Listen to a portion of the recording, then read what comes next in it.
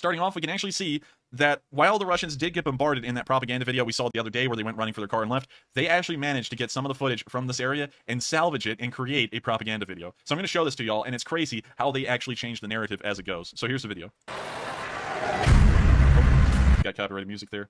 We can see them loading up the TOS rockets into the launcher.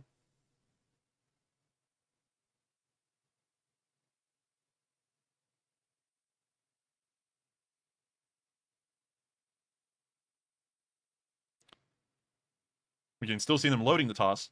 And we haven't seen this part. Of course, this is all of their prep and setup to the next part we're about to see. Okay, there's still music playing. We can now see the TOS that was in the video yesterday now moving down the exact same road that we saw on film the other day. It's now traveling to the position where we're about to see it firing on film, and now it's set up in the exact spot we saw the other day. Let me see if it still has music playing. It does. So now we see it preparing to fire. In this right here, a lot of y'all are going to remember this. There's the exact same tree. It looks like a poplar out in the distance, and there's the other tree next to it. And I remember that from yesterday's video, and this is literally the exact same TOS in the same spot that was getting hit by Ukrainian artillery the other day. But in this video, that's being released to the Russian public. They have now painted the picture that this TOS never got fired at, and it was just raining down hellfire on the Ukrainians.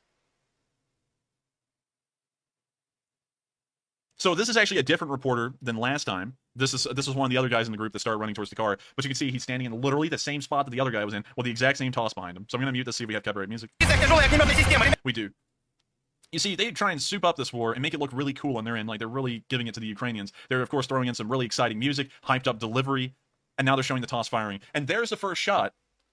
Okay, now here's the insane part. This was the first shot that we saw on film the other day. It was a one-off shot, and then about 30 seconds after this shot was fired, a Ukrainian shell landed somewhere near this TOS. It was very close, so we could hear it evidently, and then the news crews started to turn around and run. But in this clip, we see the TOS fire, and then it shows what this TOS supposedly hit downrange, which there's the explosion right there. It does not show you the Ukrainian bomb or artillery hitting right near this TOS. It's now showing the TOS firing off its salvo later on after the Ukrainian shell landed near it.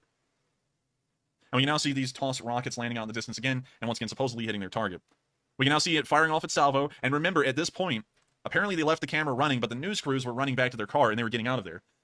I hope a lot of y'all were from yesterday's stream, because it's insane how they literally spin a narrative any way they want, and you can now see the raw footage compared to what the Russians put out. Why I don't really credit Russian news with being truthful at all, and I know a lot of people, well, not really a lot of people, but there are some people who go, oh man, you gotta listen to both sides. This is why I don't listen to the Russian side, because when you see their unedited videos versus their edited videos, they are literally cherry-picking the best stuff out of their videos to paint a story that isn't even happening.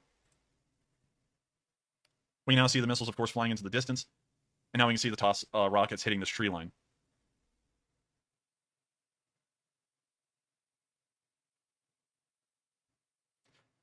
And so now we can see them stowing away the rocket launcher.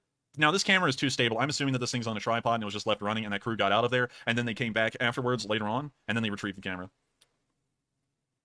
But literally the same spot, the exact same launcher, and when the Russians actually got a hold of this footage and were getting ready to show it to the public, they edited out the part where the Ukrainian artillery started raining down on this MLRS and started giving everyone hell, and where the film crew began to run away.